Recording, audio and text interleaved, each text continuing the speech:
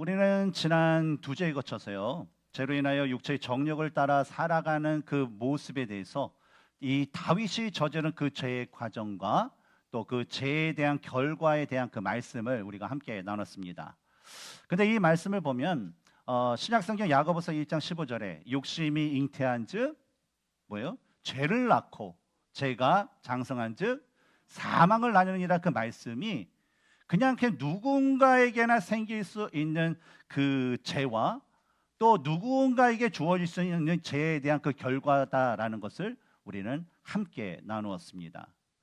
그런데 오늘의 그 본문부터 시작되는 다윗의 죄에 대한 경우, 우리가 13장, 14장, 15장에서 계속 이제 나아갈 텐데, 이런 그 죄에 대한 그 다윗의 죄에 대한 그 경우에는요, 일반적으로 죄를 지은 개인에게 주어지는 것과 다르게 그 죄의 대가가 다윗의 집, 즉 그의 자녀들과 그들의 그 자손들에게 주어지는 것을 우리는 볼 수가 있습니다. 왜 이러한 일이 생겼는지를 우리가 본문을 통해서, 하나님의 말씀을 통해서 우리가 찾아보면 사무엘하 12장 13절에 다윗이 나단에게 이르되 내가 여호와께 죄를 범하였노라 하매 나단이 다윗에게 말하되 여호와께서도 당신의 죄를 사하셨나니 당신이 죽지 아니하려니와 라는 그 말씀처럼 다윗이 이 간음과 살인으로 마땅히 그가 죽음으로 죄에 대한 대가를 치러야 했지만, 그가 하나님 앞에 진짜 통회하는 마음으로, 이 통회한다는 말은 뭡니까? 바로 채찍으로 어때요? 그 땅바닥, 흙바닥을 탁 힘있게 내려치면 어떻게 될까요? 땅바닥이요, 거기가 파이고 자국이 나죠. 그런 것처럼 그 죄에 대한 아주 통회한 마음, 아주 그 너무나도 죄로 인하여 그 너무나도 그 간절한 그 마음으로 하나님 앞에 회개를 했더니 하나님께서 뭐예요? 그의 죄를 용서해 주시고 그가 치러야 될 어떤 그 죽음의 그 대가를 거두셨기 때문이었습니다. 그리고 사무엘하 12장 10절을 보면 다윗이 하나님께 범한 죄의 대가로 밧세바에게 얻은 그 아들이 죽게 되는 것을 우리가 볼 수 있었죠. 아마 이 순간만 해도 이 다윗은요, 이러한 상황들을 통하여서 자신이 저지른 죄에 대한 대가를 내가 다 치루었다라고 생각을 했을 것입니다. 왜냐하면 죄에 대한 그 책망을 아주 단호하게 받았어요. 그렇죠? 나단을 통해서, 부자와 가난한 자의 그 비유를 통해서 자신의 그 죄가 얼마나 심했는지, 진짜 자기 스스로 그 자는 내가 하나님의 이름을 맹세하건대 반드시 죽으리라 라는 그런 얘기를 할 정도로 그런 책망을 받았고, 또 뭐예요? 그 죄에 대해서도 어때요? 7일 동안 밤이 늦도록 회개를 하면서 하나님께 그 모든 것을 다 했고, 또한 그것을 인하여서 7일 만에 죄로 인해서 얻은 그 아들이 죽는 그 죄에 대한 대가를 치렀기 때문입니다. 근데 이뿐만 아니에요. 비록 자신의 일을 인하여서 자기가 회개를 하고 아들이 죽는 그런 여러 가지 일들이 있었지만, 하나님께서 또 다른 그에게 베풀어 주신 건 뭐냐면 밧세바를 통해서 또 다른 아들을 주셨고, 또 이런 상황이 있는 들 가운데 이 이스라엘과 암몬과의 그 오랜 그 전쟁 가운데 드디어 종집을 짓는 그런 승리가 이스라엘 가운데 주어졌기 때문이었어요.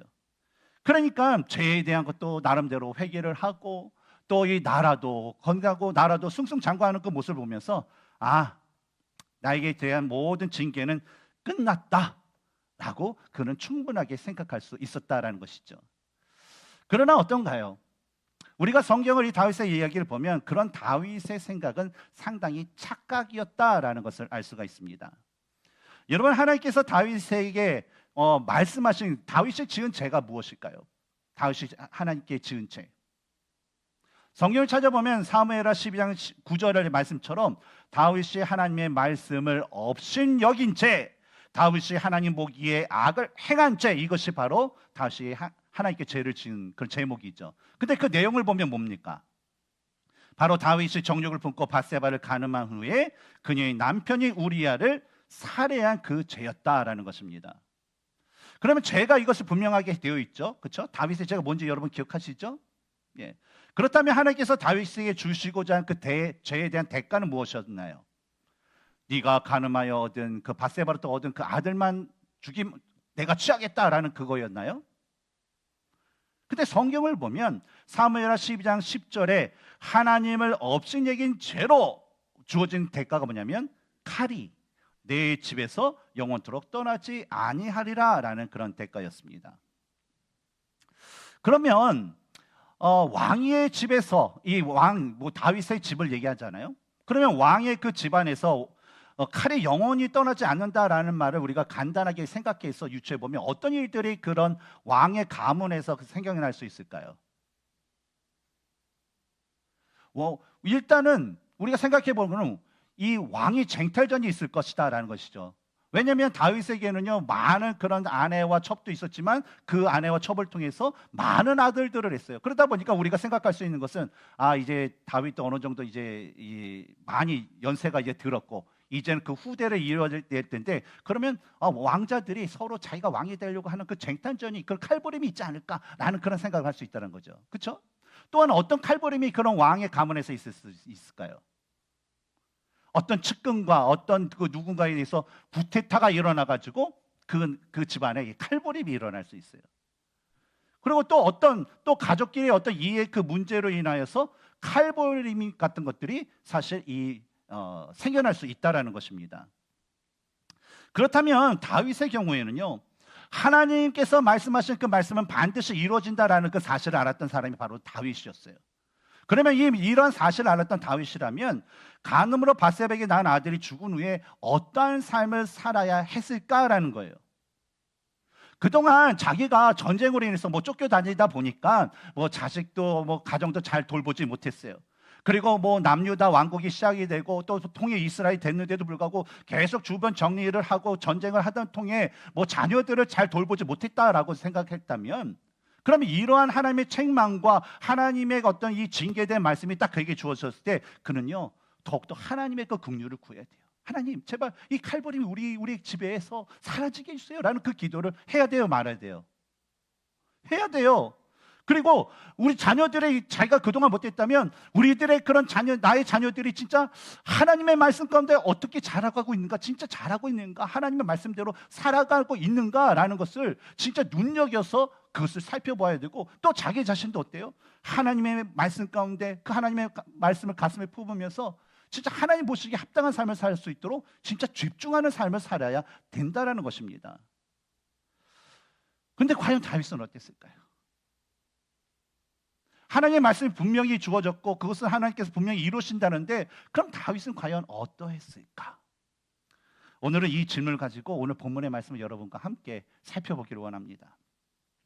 오늘 본문에 시작되는 1절을 보면 그 후에 일이 있으니라 라는 그 말과 함께 시작이 됩니다. 그 후에라는 것은 다윗이 밧세바에게 죄로 얻은 아들이 또 죽고 하나님의 은혜로 다른 아들을 낳은 일과 또 암몬과의 그 전쟁에서 최종 승리를 얻은 일이 있은 후에 일이 있으니라. 즉 뭐예요? 다윗의 죄에 대한 대가의 심판의 일들이 있었다라는 것을 의미합니다. 근데 이에 대한 내용을 간단하게 살펴보면 오늘 본문서부터 쭉 그 다윗의 일생을 이렇게 찾아보면 오늘 본문에서는 어떤 일이 발생됩니까? 압놈이 이복 여동생이 다말을 성폭행하는 그 사건을 계기로 인해서 압살롬이 형 암논을 살해하게 됩니다. 그리고 그 후에 아버지 다윗에게 이 압살롬이 뭐예요? 반란을 일으켜요. 구테타를 일으키죠. 그러고 나서 사람들을 막 이게 또 칼로 이게 살육을 하게 됩니다. 그런 다음에 아버지 다윗의 후궁들과 대낮에 옥상에서 천막을 쳐놓고 동침하는 일이 발생하게 된다라는 거예요. 그런데 이런 일이 발생하는 그 과정을 보면요, 저는 하나님께서 다윗에게 준 책망의 말씀 중에 사무엘하 12장 12절의 그 말씀이 생각났습니다. 같이 한번 읽어볼까요? 시작.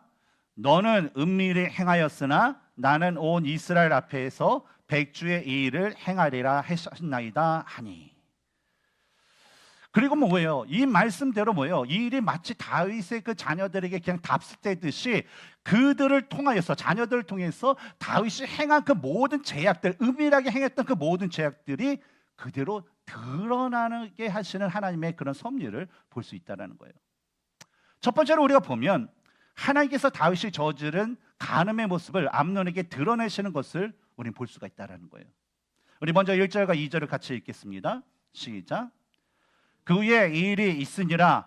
다윗의 아들 압살롬에게 아름다운 누이가 있으니 이름은 다말이라.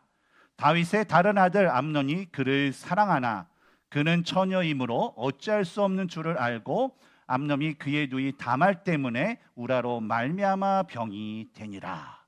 여기서 나오는 인물들 누가 있나요? 다윗을 제외하고 누가 있어요? 네? 암논. 발음이 좀 이상하죠. 조심해야 돼. 예. 그 다음에 또 누가 있죠? 다말, 그리고 압살롬. 그렇죠? 그러니까 이 세 명이 있는데 이 세 명은요 다 뭐예요? 다윗의 자녀들이었어요.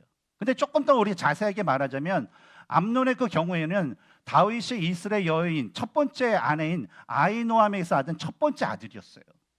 그리고 압살롬과 다말의 경우에는 이방 여인이었던 구스랑 달메의 딸 마아가에 의해서 나는 그런 자식들로 이 압살롬은 다윗의 그런 아들 중에서 세 번째 아들이었습니다. 즉 뭡니까? 암논과 다말은 또 그 관계를 찾아보면 어떤 관계라는 거예요?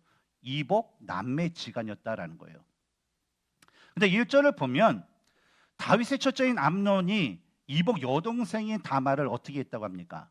사랑했다라고 기록되어 있어요. 물론 뭐 아무리 이복 남매지간일지라도 오빠로서 여동생을 사랑하고 아끼는 것은 당연한 거예요. 그리고 뭐예요? 여동생이 예쁘면 좋아요, 나빠요? 오빠들 어떻습니까? 예. 이쁜 여동생 있으면 좋아요. 예. 그럼 누나들 저기 잘생긴 남동생 있으면 좋아요, 나빠요? 못생긴 동생이 더 좋아요? 예쁘고 그 잘생긴 동생들이 좋죠. 그래서 뭐 예쁘니까 그래 내가 다 챙겨줄게 그런 거 있어요. 근데 문제는요 2절을 보면 뭐라고 쓰여 있습니까? 그는 처녀이므로 어찌할 수 없는 줄을 알고 암논이 그의 누이 다말 때문에 우라로 말미암아 병이 되니라 라는 말씀이라는 거예요. 근데 이 말씀을 보면 우리가 생각하는 동생이기 때문에 내가 사랑한다 라는 어떤 그런 형제가 아니라는 거예요. 그리고 특별히 우라로 뭐가 생겼다라는 거예요. 우라로 병이 생겼다는데 이것은 우리가 알고 있는 상사병이라는 거예요. 여러분 상사병이라는 것이 뭡니까? 형제에게 느낄 수 있는 건가요? 아니죠. 어느 이성에게 내가 진짜 그 사람을 연모하는데 말도 못하고 손도 못 잡고 데이트도 못하고 그래서 할 수 없어서 끙끙끙끙 앓다 보니까 식음도 전폐하고 살도 빠지고 막 그러면서 하는 그런 그게 바로 상사병, 약이 없는 병, 그게 상사병이죠. 근데 이것이 누구에게 걸렸어요? 암논에게 걸렸다라는 것을 볼 때 그가 암논이 다말을 사랑했던 것은 단순히 어떤 형제 간에 있는 건강한 그 사랑이 아니라 형제가 아니라 자신의 정욕이 가득한 육체적인 사랑이었다라는 것을 알 수가 있다는 거예요. 당시의 처녀 뭐 오늘날에도 그렇죠. 우리가 참 딸이 귀합니다. 딸이 귀한 게 아니라 딸이 참 아들도 귀한데 딸은 좀 특별해요. 그래서 뭐 아들은 뭐 거칠게 살아 뭐 흉터도 있어 괜찮아. 근데 딸은 어때요? 절대 그러면 안 된다. 가시도 시들리면 안 되고. 그래서 특히 딸 같은 게 뭐예요? 잘하면 잘할수록 아빠가 그 보디가드가 딱 돼 있죠. 감히 이상한 남자 학생이 접근하지 못하게. 근데 당시 그 고대 사회의 이 처녀, 남자를 알지 못하는 그 여인의 경우에는 더 심했어요. 그 처녀의 경우에는요. 각별히 아버지의 그 보호 아래 있었기 때문에 외간 어떤 남자들이 그 딸에게 접촉하는 것이 불가했습니다. 그것은 우리가 뭐 조선 시대나 보면 뭐 양반집의 아씨들이 이렇게 보면 뭐 밖을 쳐다볼 수 없고 나갈 수도 없고 그냥 거기서만 갇혀서 사는 것과 뭐 비슷한 거죠. 근데 특별히 여기 본문에 나오는 다말이라는 여인은 어떤 여인이었어요? 신분이 공주였잖아요. 공주니까 분명히 우리가 생각해봐도 어때요? 공주를 지키는 사람들도 많고 공주의 일거수일투족을 이렇게 다 지켜보는 그런 사람이 많았기 때문에 암논이 아무리 왕자이고 첫째 아들을 할지라도 다말에 대한 자신의 정욕적인 마음을 해결할 수 없기 때문에 그의 마음에 병이 생기게 되는 것이다라는 거예요. 근데 이런 모습을 보면요, 우리는요 이전에 다윗이 밧세바에게 가졌던 그 모습과 동일 어떤 그것을 연상할 수 있게 돼요. 물론 다윗이 낮잠에서 깨어서 옥상에 거닐다가 이 목욕을 하고 있었던 밧세바를 보고 아름답게 여겼다 생각했다라는 것처럼 뭐 암놈이 아름다운 이복 여동생을 보고 뭐 사랑의 그 마음을 가질 수 있을 수도 있을 거예요. 그렇죠? 근데 중요한 것은 뭐냐면 우리가 아무리 이 세상에 어떤 인간적인 넓은 마음을 가지고 이해심을 가지고 그 상황을 지켜본다 하더라도 아름다운 여인에 대한 그 좋은 마음은요 그것으로 끝내야 했다라는 거예요. 그리고 좀 지나친 마음이 있다면요 그에 대한 것을 회개했어야 됐다라는 거예요. 그러나 여인에 대한 좋은 마음에서 멈추지 않고 음욕을 품었던 다윗처럼 오늘 본문에 나오는 암논 역시 뭡니까? 다말에 대한 그 마음을 그가 주체하지 못하고 스탑하지 못하고 뭐예요? 결국 음욕이라는 것을 품게 되었다는 거예요. 그런데 이러한 때에 3절을 보면 이 암논의 사촌이자 친한 친구였던 이 요나답이라는 그런 사람이 등장하게 됩니다. 근데 성경은 그를 가리켜서 뭐라고 얘기합니까? 심히 강교한 자다라고 말을 하고 있습니다. 여기서 강교한이라고 번역된 그 말은요, 원어적으로는 원래 아주 지혜로운이라는 긍정적인 뜻을 가지고 있습니다. 그런 분명히 지혜로운 뜻을 갖고 있다면 오늘 본문에서도 그런 의미를 써야 되는데 오늘 본문 3절에서는 그 원뜻이 아니라 좀 부정적인 의미로 쓰이고 있다는 것을 볼 수가 있다는 거예요. 근데 이렇게 된 것은 뭐냐면 요나답이 원래 하나님으로부터요 이 좋은 지혜를 받았다라는 거예요. 그 하나님께서 주신 그 뜻대로 좋은 지혜를 좋은 선한 의도대로 써야 되는데 이 요나답이라는 사람은 그 하나님의 선한 뜻이 아니라 악한 목적으로 그것을 사용함으로 인해서 하나님의 은혜를 저버리고 하나님의 영광을 저버리는 그런 삶을 사는 악한 자가 되었다라는 것을 바로 이 강교한 자녀라는 그 말을 통해서 보여주고 있는 거예요. 성경을 보면 이런 경우가 몇 군데 찾아볼 수 있습니다. 원래는 원어적으로는 긍정적인 의미였는데 실제적으로는 좀 부정적인 의미로 사용된 것. 대표적인 곳이 우리가 잘 알고 있는 창세기 3장 1절 말씀이 있죠. 창세기 3장에는 뭐가 있습니까? 하나님께서 천지를 창조하신 것이 몇 장이에요? 창세기 1장. 그 다음에 인간을 창조한 것이 창세기 2장. 그 다음에 3장에 뭡니까? 부모인 아담과 하와의 타락이 있고 4장에는 뭐예요? 자녀들이 서로 죽인 자녀 타락 그 내용이 있죠. 그러니까 3장에 그런 내용이 있어요. 아담과 하와의 그런 이야기 가운데 있다는 거예요. 그런데 3장 1절을 보면 뱀에 대한 설명이 있어요. 뱀은 여호와 하나님이 지으신 들짐승 중에 가장 강교하니라 라고 말합니다. 그런데 여기서 말하는 강교한이라고 표현된 그런 원의 의미는요 사실은 슬기롭다라는 긍정적인 의미였다라는 거예요. 슬기롭다. 근데 인들 슬기로운데 여기서 또 강교한이라고 표현된 것은 뭐냐면 뱀도 원래는 하나님께서부터 받은 그런 그 슬기로움, 긍정적인 그 슬기로움이라는 그 좋은 선물 받았다라는 거예요. 하지만 이 뱀도 역시 뭐예요? 그런 선한 뜻대로 사는 것이 아니라 악한 목적, 즉 아담과 하와가 하나님의 말씀에 불순종하게 만드는데 그 하나님께서 주신 그 슬기로움을 악이용하여서 강교한 짐승이 되었다라는 것이죠. 그런데 창세기의 뱀이 하나님께서 주신 슬기로움을 가지고 아담과 하와를 죄악에 빠뜨렸듯이 오늘 본문에서는 이 요나답이라는 그 인물이 강교한 말로 정욕에 지금 붙잡혀서 어찌할 바를 모르는 이 암논을 더 이상 되돌릴 수 없는 그 죄악의 수렁텅이에 빠뜨리게 하는 그런 짓을 하게 된다는 거예요. 이에 대한 내용을 찾아보면 5절에서 요나답이 암논에게 한 말이 있는데 우리 같이 한번 읽어볼까요? 시작.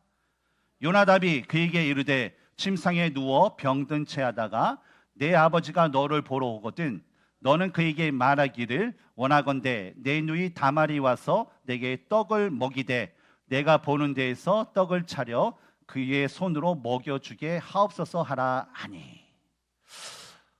참 이 다말을 부르면 내가 떡을 먹여주면 내가 다 날 것 같아요. 그런 것을 얘기했다는 거죠. 근데 이게 정욕을 품은 사람에게 이렇게 딱 강교한 말로 했을 때, 뭐 형제간에 뭐 먹여줄 수 있고 간호할 수 있지라고 생각할 수 있지만 상황이 뭐예요? 요나답의 그 암논의 마음에 뭐가 가득했다고 그랬어요? 정욕, 육신의 그런 어떤 성적인 것을 막 풀고자 하는 그런 게 있었고 요나답이 뭐예요? 이 방법을 가르쳐 준 거예요. 그러니까 우리가 상상을 한번 해보세요. 병든 차고 있는데 아버지가 이렇게 오게든 해서 다말로 하여금 내가 보는 앞에서 음식을 만들고 그래서 가져오게 하라. 끔찍하잖아요.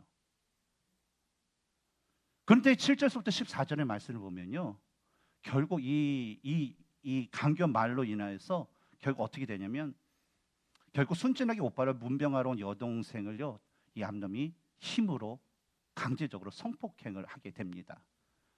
근데 이것은 뭡니까? 마치 다윗이 왕의 권력으로 밧세바를 궁으로 불러들여서 그녀를 간음했던 그 장면, 그대로 그 모습이 드러나게 되었다는 거죠. 오늘날 예수님을 통해서 구원받은 성도들이 싸워야 할 그 상대는요, 에베소서 6장 12절에 우리의 씨름은 혈과 육을 상대하는 것이 아니요 통치자들과 권세들과 이 어둠의 세상 주관자들과 하늘에 있는 악의 영들을 상대함이라라는 그 말씀처럼요, 악한 영들이에요. 특히 우리가 살아가는 이 미국 땅에서 우리가 무슨 어떤 뭐 적그리스도와 뭐 이렇게 뭐 그런 것도 필요하지만 사실은 이게 외적인 그런 싸움은 많지 않아요. 하지만 우리에게 힘든 건 뭐예요? 영적인 그 공격, 그 영적인 그런 악영들과의 그런 싸움이 우리에게 상당히 심각합니다. 그런데 이런 악한 영들은요, 베드로전서 5장 8절에 근신하라 깨어라 너희 대적 마귀가 우는 사자같이 두루다니며 삼킬 자를 찾나니라는 그 말씀처럼 오늘날에도 하나님의 말씀을 읽고 예수 그리스도를 받은 그 구원받은 모든 성도들이 진짜 하나님의 말씀대로 살아가야 되는데 아담과 하와처럼 하나님의 말씀에 온전히 서지 못할 때에 아담과 하와가 그의 마음을 하나님께 온전히 드리면서 하나님의 그 창조의 그런 그 위대함을 찬양하며 영광을 돌며 살아야 되는데 자신의 마음을 하나님 앞에 온전히 드리지 못할 때 그 사탄은요, 악한 영들은 걷잡을 수 없는 그 공격을 바로 하나님의 자녀들에게 성도들에게 간다라는 것입니다. 어떤 공격이 있었습니까? 바로 다윗과 암놈이 하나님의 말씀보다 하나님의 마음보다 자신의 그런 삶에 집중되었을 때, 자신의 마음에 집중될 때 사탄은 그것을 캐치했어요. 그래서 그들로 하여금 여인을 보게 했어요. 단순히 아름답다가 아니라 저의 여인을 품고 싶다라는 어떤 정력적인 그런 마음을 품게 했다는 거예요. 그리고 그 생각이 뭐예요? 네가 왕인데, 네가 왕자인데 그것이 자연스럽다 얘기하고, 네가 마음 품은 그런 생각은 인간의 자유적인 모습이야, 그건 당연한 거야, 네가 죄의식하지만 할 필요 없고 그건 당연한 것이야 라고 하면서 어떤 그 마음의 그 거짓된 정당성의 그 마음을 사탄이 씌워준다는 거예요. 그러니까 결국 어때요? 내 마음이 그것이 정당하니까 어때요? 그 마음을 품고 결국 행동을 해서 음욕을 가지고 여인을 품게 하고 죄받고 결국 살인을 하게끔 하는 그런 어떤 영적 악한 영들의 그런 공격이 다윗과 암논에게 있었다라는 겁니다. 마찬가지로 사탄은 우리에게도요, 오늘날 동일하게 우리들을 유혹하고 죄에 빠지게 만듭니다.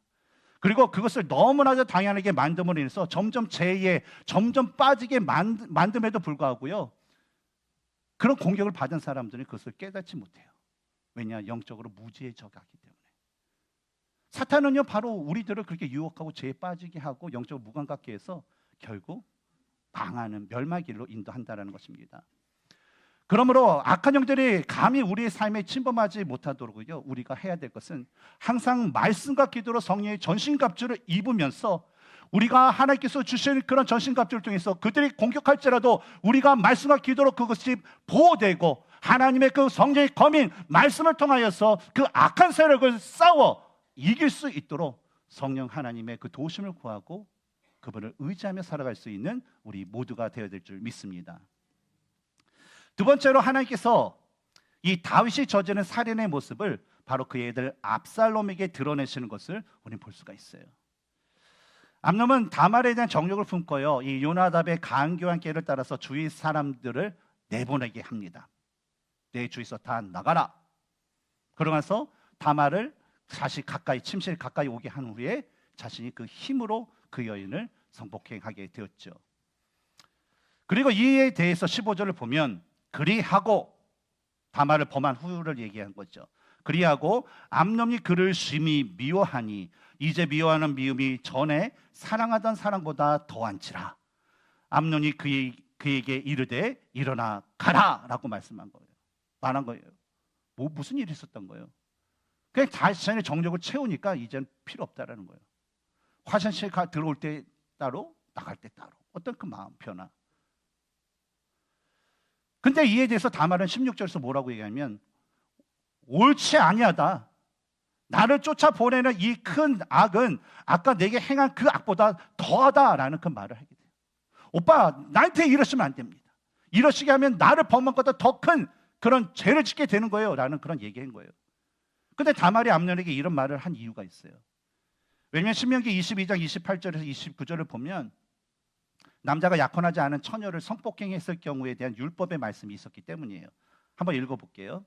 만일 남자가 약혼하지 아니한 처녀를 만나 그를 붙잡고 동침하는 중에 두 사람이 발견되면 그 동침한 남자는 그 처녀의 아버지에게 은 50세겔을 주고 그 처녀를 아내로 삼을 것이라.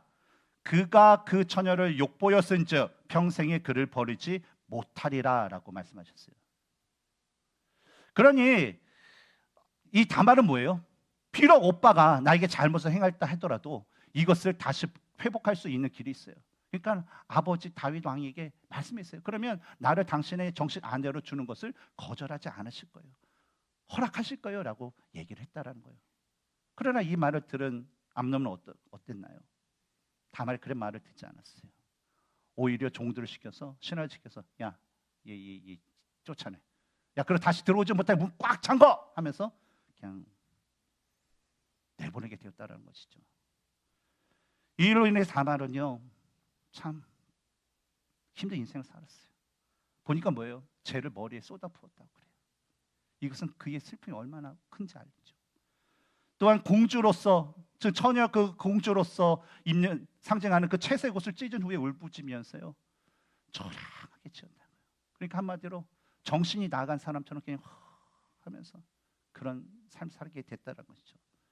바로 다말은요 이런 죄를 머리에 쏟아붓고 자신의 옷을 찢으면서 자신의 그 말할 수 없는 고통과 자신의 있는 수치와 그리고 자신이 당하는 이 모든 상황에 대한 그 무기력함을, 무가치함을 바로 자신의 그 행동을 통해서 나타나게 되었던 것입니다. 그런데 이 다말이 이러한 삶을 살 때에 암논은 어땠을까요? 암논은 아무런 죄의식이 없었어요. 근데 아무런 죄의식이 없는 그의 모습을 보면 누가 생각날까요? 바로 다윗이 밧세바를 간음하고 그의 남편 우리아를 전쟁터에서 살해했음에도 불구하고 1년 동안 죄의식이 아무것도 없이 살았던 모습과 동일한 모습을 우리 볼 수가 있다는 겁니다. 근데 이러한 다말의 모습을 본 오빠 압살롬은 20절에서 내 오라버니 암논이 너와 함께 있었느냐? 딱 보니까 동생과 하고 또 사람 옆에 있는 그런 모시는 시녀들과 이렇게 보니까 딱 판단이 되잖아요. 어떤 상황이 벌어졌는지. 그래서 암논이 그랬느냐? 암논이 너를 이렇게 만들었느냐라는 의미죠. 그래서 말씀을 보면 그러나 그는 내 오라버니니 누이야 지금은 잠잠히 있고 이것으로 말미암아 근심하지 말라라고 합니다. 오빠로서 친오빠로서 어떤 여동생을 최대한 다독이고 위로하는 그런 말이었죠. 근데 이 말에는 어떤 의미가 있냐면 바로 이 압살롬이 본격적으로 자기 여동생을 욕보인 암논에게 보복하고자 하는, 복수하고자 하는 그 마음을 가지게 되었다는 거예요. 왜냐하면 자신의 사랑하는 여동생이 이 이복 오빠한테 그 당했다라는 거예요. 그러고 나서 이 넋이 나간 상태로 있으면서 그 인생을 보니까 이제는 내 여동생의 인생이 지옥이에요. 이거는 숨이 쉬지만 이거는 살아있는 게 아니에요. 그냥 죽은 거예요. 그러니까 압살롬의 경우에 어때요? 나의 누이의 인생을 망치 저희 살인자 같은 암논. 그런데 그 복수에 그런 칼을 갈기 시작했다는 것이죠. 그리고 어쩌면요 압살롬은요 그런데 오라버니 누이야 지금은 잠잠히 있고 이것으로 말미암아 근심하지 말라라는 그 말에 보면 어떤 의미가 좀 담겨 있나 생각해 보면 압살롬은 자기의 마음에 분노가 가득 차고 치밀어 오르지만 아버지 왕이신 그 아버지가 알게 되면 진짜 공의로운 판단을 바로 다말과 암논에게 해주실 것이다라는 그 기대를 가졌을 수도 있다라는 거예요. 왜냐하면 율법의 말씀도 있기 때문에. 그나마 우리 여동생이 뭐예요? 버림을 당하는 것보다 그의 정식 아내가 되는 것이 아내 그 동생의 인생을 위해서도 더 좋은 일이었기 때문이었어요. 근데 다윗은 어떻게 했나요? 보면 22절을 보면 다윗이 그 소식을 들었어요. 그리고 반응이 뭡니까? 화가 났어요. 분노했어요. 근데 그 다음에 어떻게 됐나요? 여동생 다말과 이복형의 암논에 대한 것을 아무 조치도 하지 않았어요. 분명히 공의로운 하나님을 믿는다는 그런 왕인 아버지인데 화만 낼 뿐 아무것도 하지 않았어요. 마치 엘리 제사장이 자기의 그 두 자녀가 성전에서 시중되는 그런 여인들을 그런 성폭행하고 하나님께 드릴 그 고기를 먼저 자기가 생고기를 그걸 먹는데도 불구하고 알고 화를 냈지만 그들을 징계하거나 하나님의 율법으로 단호하게 심판하지 않았어요. 사무엘의 그 두 아들도 어떻습니까? 뇌물을 받고 그가 심판을 기우는 그런 악한 일을 했음에도 불구하고 사무엘은 그 아들에 대한 것을 율법의 그 말씀, 하나님의 말씀으로 그 아이들을 공정하게 심판하지 않았어요. 바로 다윗도 뭐예요? 똑같은 지금 일을 자녀들에게 하고 있다는 거예요. 그러니까 압살롬은 실망했죠. 실망의 분노로 변했죠. 그래서 형과 아버지에 대한 복수의 마음을 그가 결정적으로 품게 되었다는 겁니다. 결국 압살롬은요, 당시 시대의 가장 큰 축제라는 양털을 깎는 그 날에 이 암논을 불러서 더 자기 종들을 시켜서 그를 살해하게 만듭니다. 근데 이 모습을 보면 다윗이 요압을 시켜서 바세바의 남편 우리아를 전쟁터에서 살해했던 그 모습을 그대로 보여주게 된다는 거죠. 그런데 다윗이 은밀하게 저지른 죄악을 하나님께서 그의 자녀들을 통해서 드러내시는 그 과정을 보면서 우리는 몇 가지 생각해 볼 것이 있습니다. 첫 번째는 다윗이 회개하여 용서를 받았음에도 불구하고 하나님께서 다윗에게 그런 그 죄악의 모습을 그대로 보여주시면서 이 죄라는 것이 얼마나 무섭고 큰지를 직접 보여주셨다는 거예요. 여러분, 이 그의 자녀들에게 생겼던 그 죄악의 모습을 보면요, 누가 다 인볼브 됐을까요?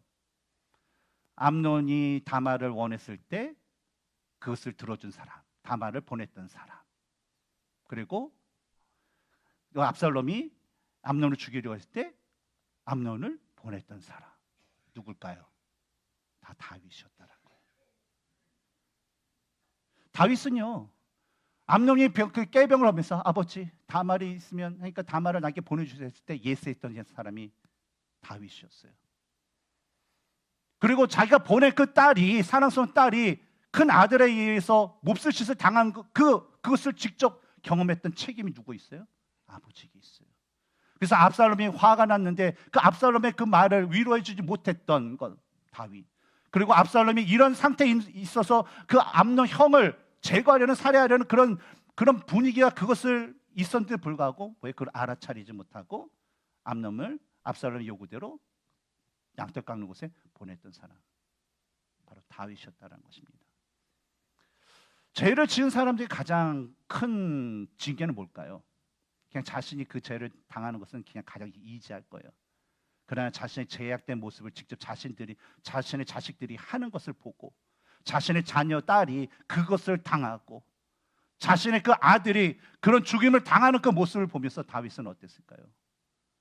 그 죄가 얼마나 무서운지를 아주 통렬하게 그는 느낄 수 있었다는 거죠. 그리고 두 번째로 다윗이 왜 자녀들의 죄에 대한 영적인 무감각한 태도를 보였을까라는 거예요. 분명히 회개도 하고 이제는 좀 잘 될 것 같은데 왜 자식들의 이 죄에 대한 것을 그는 그냥 화만 내고 다른 조치를 하지 않았을까? 바로 다윗에게는요, 하나님의 그 공의보다도 자신의 그 자녀들과 가문에 대한 생각이 더 컸기 때문이라는 거예요. 하나님의 공의는 알지만 그 하나님의 공의에 대한 마음보다 자식에 대한 그 마음이 더 많았기 때문에 자신들에 대한 그 영적인 감각이 마비가 되었다라는 거예요. 왕위 계승자의 1순위였던 암논을 보호했던 그 잘못된 사랑 때문에, 딸이기에 성적인 피해를 받았음에도 불구하고 장남을 위해서 다말의 아픔을 묵인하였던 잘못된 그 사랑 때문에, 장남을 위해 마음에서 큰 상처를 받은 압살롬을 위로하지 못했던 잘못된 사랑 때문에, 그래도 이 자식 때문에, 인간적인 어떤 그런 자식에 대한 그 잘못된 사랑 때문에 다윗은 결국 죄를 미워하시고 죄에 대해서 공의로 다스리신 그 하나님을 바라보지 못했다는 겁니다.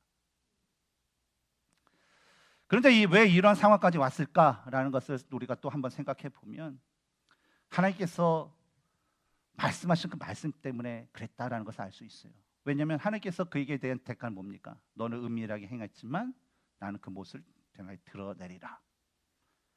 바로 하나님께서는 다윗이 은밀하게 행했던 그 모든 죄들을요, 그의 자녀들을 통해서 그대로 드러나게 하시면서 1차적으로 다윗에게 죄에 대한 엄중한 그 가르침을 주신 것이고, 또 2차적으로는 다윗의 그 죄악을 아는 그 사람들과 오늘날 우리들에게 죄에 대한 그 경각심을 깨닫게 해주시기 위해서 바로 이러한 죄에 대한 대가의 그 모습을 바로 우리에게 보여주고 있으신 것입니다.